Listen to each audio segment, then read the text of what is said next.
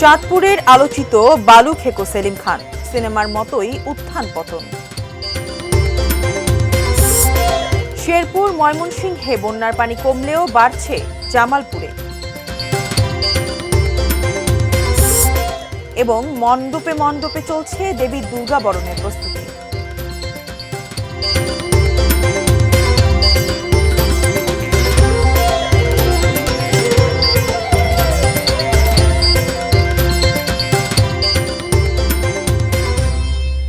দেখছেন ATN news.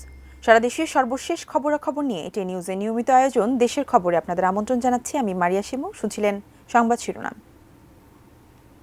এবারে বিস্তারিত। চাঁদপুরের আলোচিত চেয়ারম্যান সেলিম খান, সিনেমার মতো তার জীবনের গল্প। রিকশা চালক থেকে জনপ্রতিনিধি, রাজনৈতিক ছত্রছায়ায় পদ্মা মেঘনায় গড়ে তোলেন বালু উত্তোলনের সাম্রাজ্য। অর্থ সম্পদ আর প্রভাব প্রতিপত্তিতে শুধু জেলা জুড়েই নয়, দেশ জুড়েও ছিলেন আলোচিত। ৫ই আগস্ট সরকার পতনের দিন জনরোষে পুত্র শান্তসহ নিহত হন সেলিম খান।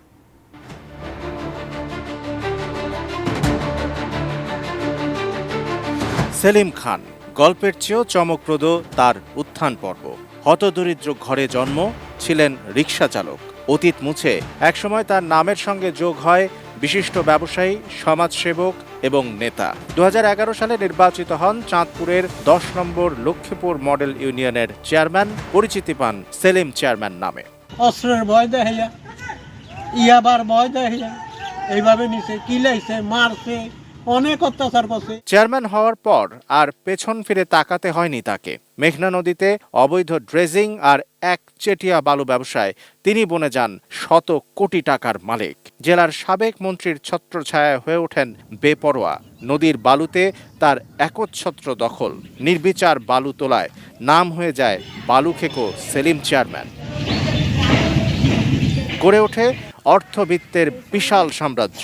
সিনেমায় বিনিয়োগ সূত্রে গ্ল্যামার জগতেও ছড়িয়ে পড়ে তার নাম ডাক। বড় ছেলে শান্ত খানকে বানান সিনেমার নায়ক। তোর হাত ধরে গোটা শহরে আজ লিখে দেব তোর নাম। প্লিজ বল না তুই তোর কত সুখ চাই, লিখে রেখেছি খাম। ৫ আগস্ট সরকার পতনের দিন জনরোষে নিহত হন পিতা পুত্র দুজন। সাধারণ মানুষের উপর অত্যাচার, নির্যাতন আর ভূমি জবরদখলের কারণে জনরোষে তাদের এ পরিণতি বলে মনে করেন এলাকার মানুষ। জায়গা পিছিয়ে দৌড়িয়া মানুষের আরো ক্ষয়ক্ষতি করে আর মানুষের মনের টেনে উঠা সে মৃত্যু বরণ করল। জনগণের কাছাকাছি যাওয়া যায়, এই জনগণের যে চোখের ভাষা, মুখের ভাষা, এটা আমাদেরকে বুঝতে হবে। নির্বাচিত হওয়ার পর কিন্তু তাকে অবশ্যই বুঝতে হবে যে আমি শুধু ওই দলেরই নেতা না, আমি গোটা জনগণেরই নেতা। জনপ্রতিনিধিরা দলের নয়, জনগণের। তারা দখলবাজ, জুলুম, নির্যাতনকারী হয়ে উঠে জনবিচ্ছিন্ন হয়ে পড়েন। তাতেই ঘটে এমন মর্মান্তিক ঘটনা। Shamsul Arefin, desk report, ATN news. আকস্মিক বন্যার কবলে পড়া শেরপুর ও ময়মনসিংহের বিভিন্ন এলাকা থেকে পানি নামতে শুরু করেছে। কিছুটা বেড়েছে জামালপুরে। নদ নদীর পানি বিপদসীমার নিচ দিয়ে প্রবাহিত হলেও পাহাড়ি ঢলে প্লাবিত হচ্ছে নতুন নতুন এলাকা। প্রকট হয়ে উঠেছে কৃষি ও মাছের খাতে ক্ষতি। প্রতিনিধিদের পাঠানো তথ্য ছবিতে ডেস্ক রিপোর্ট। জামালপুরে যমুনা ও পুরাতন ব্রহ্মপুত্র নদের পানি বাড়ছে।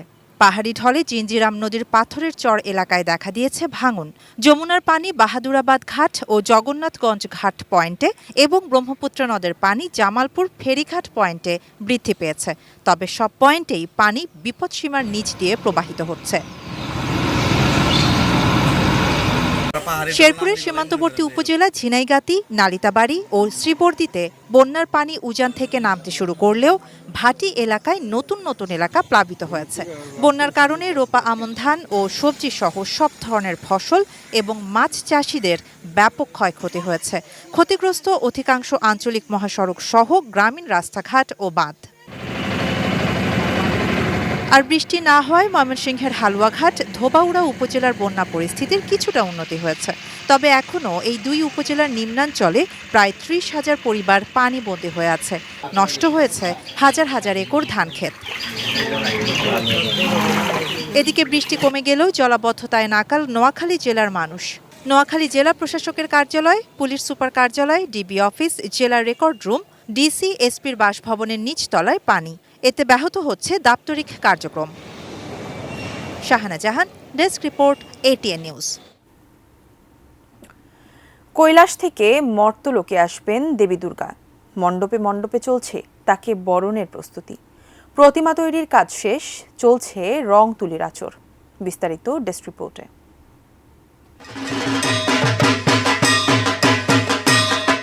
ধান দিয়ে তৈরি দুর্গা প্রতিমা। নাটোরে এমন ব্যতিক্রমী উদ্যোগ এবারই প্রথম।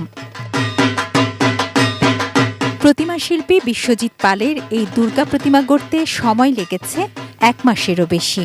প্রায় 1.5 মণ ধান দিয়ে তিনি গড়েছেন দেবীকে।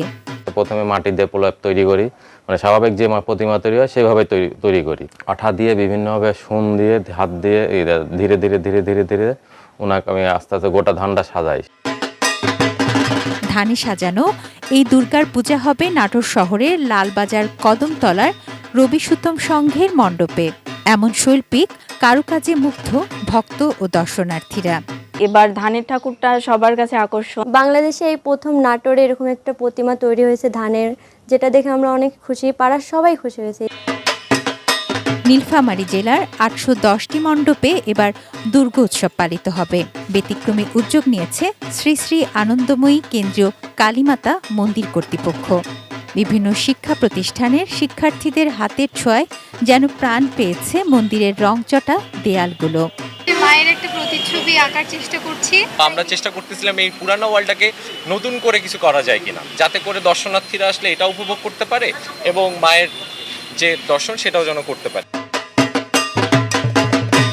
দেশজুড়ে পুরোদমে চলছে দেবী বরণের প্রস্তুতি। শিল্পীদের রং তুলির শেষ আঁচড়ে স্বরূপে ফুটে উঠেছে দেবী দুর্গা। শান্তিপূর্ণভাবে শারদীয় দুর্গোৎসব পালন করতে 3 স্তরের নিরাপত্তা জোরদার করেছে জেলা প্রশাসন। পাহাড়েও পূজার পরিপূর্ণ আবহ। আমাদের সার্বক্ষণিক পর্যবেক্ষণ থাকবে। আমাদের প্রত্যেকটা মন্দিরে আমাদের সার্ভিলেন্স 24 ঘন্টা রয়েছে। আমাদের মন্দিরের যে কমিটি রয়েছে সেই কমিটির পক্ষ থেকে স্বেচ্ছাসেবক রয়েছে, তাদের সাথে আমরা সার্বক্ষণিক সমন্বয় করছি। Tunazina Tonu, desk report, ATN news. 5 August পরবর্তী সারা দেশেই সাংগঠনিক তৎপরতা জোরদারে গুরুত্ব দিয়েছে বিএনপি। ব্যতিক্রম নয় ঝিনাইদহেও। দল পুনর্গঠন ও শৃঙ্খলা ধরে রাখতে কতটা তৎপর স্থানীয় নেতারা। ঝিনাইদহ প্রতিনিধি ইমন হাসানকে সঙ্গে নিয়ে মনিরুল ইসলাম মিন্টু। 6 উপজেলা নিয়ে গঠিত ঝিনাইদহে সংসদীয় আসন 4টি, 2014 এবং 2024। এই 2টি নির্বাচন বাদ দিলে ঝিনাইদহ 1 ছাড়া বাকি 3টিতেই বিএনপির জয় সংখ্যা বেশি। পরিবর্তিত রাজনৈতিক প্রেক্ষাপটে সারা দেশের মতো এখানেও মাঠে নেই টানা 15 বছরও বেশি ক্ষমতায় থাকা আওয়ামী লীগ। ঝিনাইদহে বিএনপির বড় নেতা হিসেবে পরিচিতি ছিল প্রয়াত মশিউর রহমানের।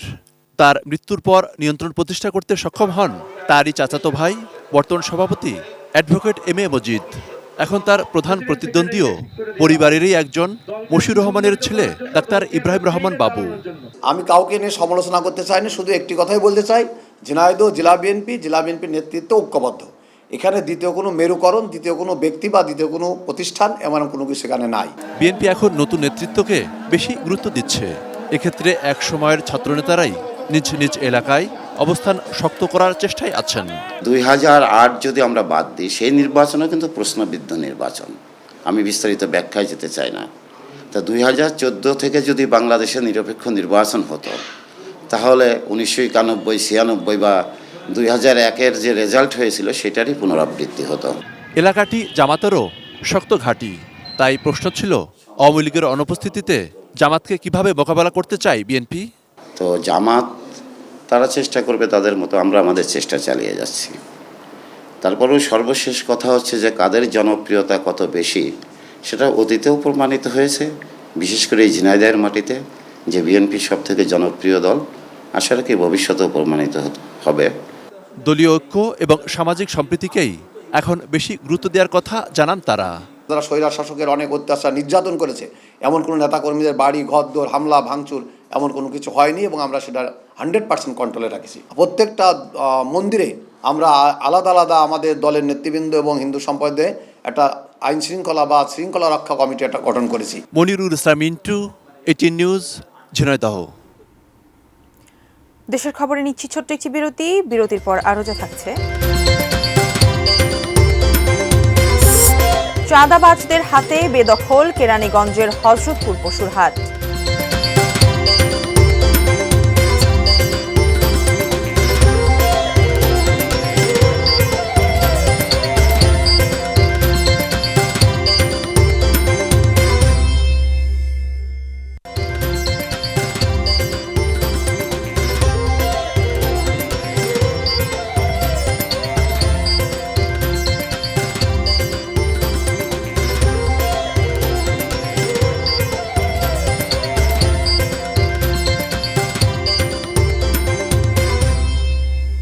বিরতির পর আবারও ফিরে এলাম দেশের খবরে। সর্বোচ্চ দরে হাটের ইজারা নিয়েও দখল হারিয়েছেন এক ব্যবসায়ী। একদল যুবক কেরানীগঞ্জের একটি পশুর হাট নিজেদের নিয়ন্ত্রণে নিয়ে দিব্যি হাসিল উঠাচ্ছেন।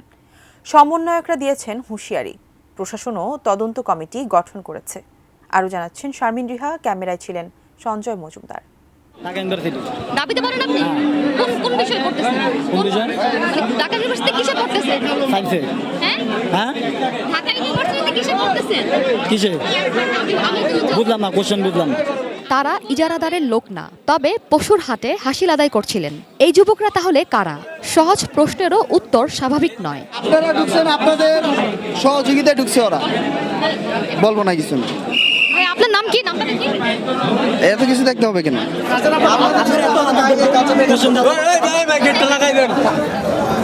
কেরানীগঞ্জ উপজেলার হযরতপুর পশুরহাটের ঐতিহ্য অনেক পুরনো।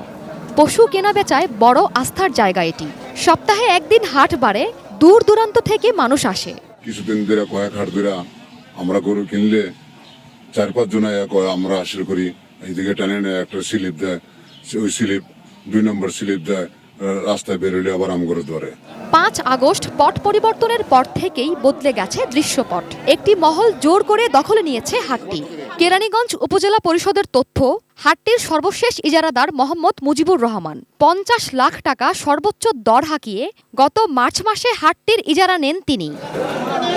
তবে মুজিবুর নন, এই যুবকরাই এখন হাটের দায়িত্ব নিয়েছেন বলে দাবি করলেন। তবে কে তাদের দায়িত্ব দিয়েছেন এমন প্রশ্নেও নেই কোনো সদুত্তর। আমাদের লিখিত কোনো কাগজ দিতে পারে না, অনুমতি দিতে পারে নাই। তবে আমাদের তারা মৌখিক পারমিশন দিয়েছে। তারা বলছে যে আপনারা ছাত্ররা যেহেতু বর্তমানে দেশ চালাচ্ছে মোটামুটি, তো আপনারা করেন, যেহেতু আপনার ইজারাদার নাই। ইজারাদার মুজিবুর রহমানের ভাইয়ের অভিযোগ, হাটে এসেও তারা ফিরে যান, কাজ করতে পারেন না। আমরা আগে আসি ঠিকই, কিন্তু হাটে বাইরে চলে যাই, কারণ এরা তো লোকজন অনেক লোক, মানে ইজারাদারের কোনো ইয়া নাই। এরা নিজেরা ক্যাশে বসতে নিজেরা নিতেছে, আমরা এটা কিছু করতে পারি না। বলতেছে প্রত্যেক হাটে আমরা এসে চলে যেতে হয়। কোনো অযৌক্তিক। সামনে এসে বলে গেল, তখন আপনার কথা বললেন না কেন? আচ্ছা, তাহলে আমি শুনি নাই কথাটা, আপনারা একটু দূরে ছিলেন। উপজেলা নির্বাহী কর্মকর্তা অবশ্য জানান, সংবাদ পেয়ে তৎক্ষণাৎ ব্যবস্থা নিয়েছেন তারা। গঠন করা হয়েছে তদন্ত কমিটিও। আমরা বিধি এবং আইনের বাইরে কোনো কাগজ ছাড়া কাউকে কোনো দায়িত্ব দেই না। আমার কাছে যখন তথ্য আসলো যে এখানে কিছু অরাজকতা হচ্ছে, ছাত্ররা যে যার মতো করে টোল কালেক্ট করতেছে, খাস কালেকশন করছে, কিন্তু সেই টাকাটা আমাদের অ্যাকাউন্টে জমা হচ্ছে না, তখন আমরা রেজুলেশনের মাধ্যমে সিদ্ধান্ত নিয়েছি যেটা খাস কালেকশনে আমরা চলে যাব। এমন জবরদখল কিভাবে দেখছেন প্রশ্নে কেন্দ্রীয় সমন্বয়কদের দুজনের কড়া জবাব। স্থানীয় যে প্রশাসন সেটা এখানে কি ঠিকমতো ওয়ার্ক করতেছে না, কাজ করতে পারতেছে না, সে পরিবেশ তৈরি হয় না। আমরা চাচ্ছি অতি দ্রুত কীভাবে হচ্ছে গিয়ে ল অ্যান্ড অর্ডারটাকে সমুন্নত করা যায়, বাস্তবায়ন করা যায়। তাই সেটার মধ্যে দিয়ে হচ্ছে গিয়ে কি আমরা তাদেরকে ধরতে পারবো, আইনের আওতা আনতে পারবো। আমাদের স্পষ্ট অবস্থান হচ্ছে সকল প্রকার দখলদারিত্ব, চাঁদাবাজি এবং সন্ত্রাসী কর্মকাণ্ডের বিরুদ্ধে আমরা। 5 আগস্টের অভ্যুত্থানকে বিতর্কিত করতে যারা দখল বাণিজ্যে নেমেছেন তাদের প্রতি কঠোর হুঁশিয়ারিও উচ্চারণ করেন সমন্বয়করা। Sharmin Riha, ATN news, Dhaka. সময় হলো আরো একটি বিরতির, ফিরছি কিছুক্ষণের মধ্যেই।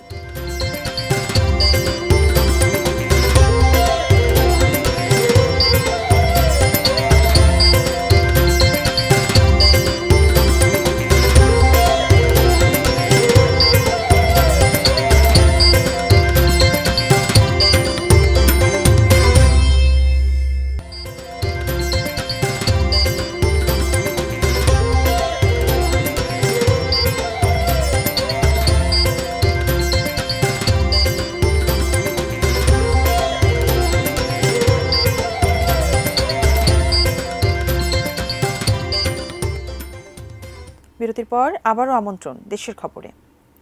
চট্টগ্রামে চোর সন্দেহে গানের তালে নেচে গেয়ে শাহাদাত হোসেনকে পিটিয়ে হত্যার ঘটনায় আরও দুজনকে গ্রেপ্তার করেছে র্যাব। রোববার রাতে চট্টগ্রাম নগরীর খুলশী থানা এলাকায় অভিযানে তাদের গ্রেপ্তার করা হয়। র্যাব 7-এর সহকারী পরিচালক মিডিয়া শরীফুল আলম এই তথ্য নিশ্চিত করেন। তিনি জানান, মেহেদী হাসান সাগরকে খুলশী থানাধীন গরিবুল্লাহ শাহ মাজারের সামনে থেকে গ্রেপ্তার করা হয়। তার দেয়া তথ্যের ভিত্তিতে জামতলা এলাকা থেকে শান্তকে গ্রেপ্তার করা হয়। প্রাথমিক জিজ্ঞাসাবাদে তারা শাহাদাত হোসেনকে হত্যায় জড়িত থাকার কথা স্বীকার করেছে। এর আগে গত 24শে সেপ্টেম্বর এই ঘটনায় 3 জনকে গ্রেপ্তার করে পুলিশ।